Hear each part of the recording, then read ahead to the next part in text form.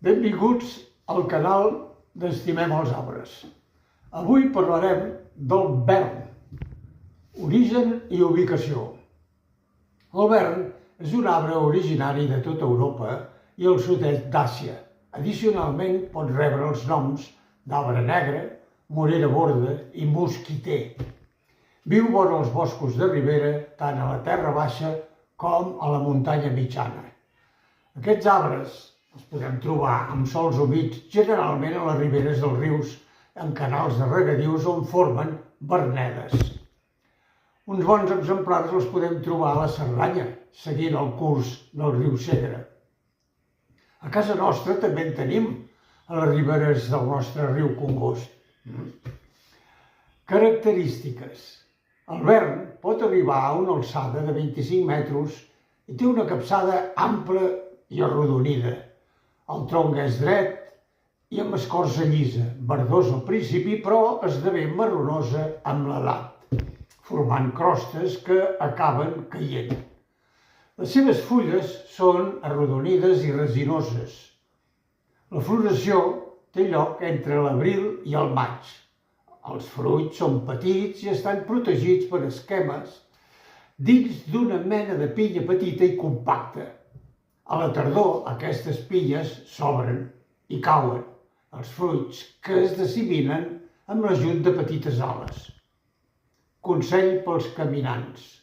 Les fulles fresques del vern, posades entre els peus i els mitjons, calmen el mal de peus provocat per caminar massa. També té propietats astringents i s'ha utilitzat per tractar les inflamacions de la boca i les angines. També es diu que pot usar-se per tractar la ciàtica i el reumatisme.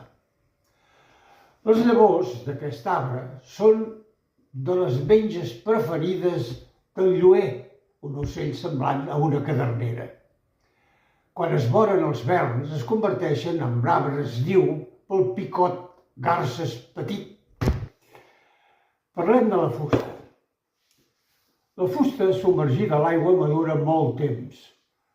Com que és de bon treballar, d'un bonic color taronja, se'n fan joguines i peces tornejades, així com esclops, culleres i forquilles, puntals de ponts i mines. En temps passats, del carbó se'n feia pólvora i la llenya es cremava als forns de pa i per fondre el vidre. L'escorça s'ha emprat també per adobs de pell. La resistència de la seva fusta a l'humitat va ser la raó per la qual es va fer servir en la construcció d'edificis a la ciutat de Venècia i Amsterdam. També s'utilitza per repoblar terrenys humits i pobres amb nutrients.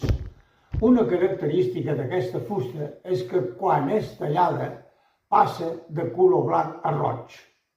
Els finlandesos cremen la llenya del vern i en fan servir per perfumar el peix.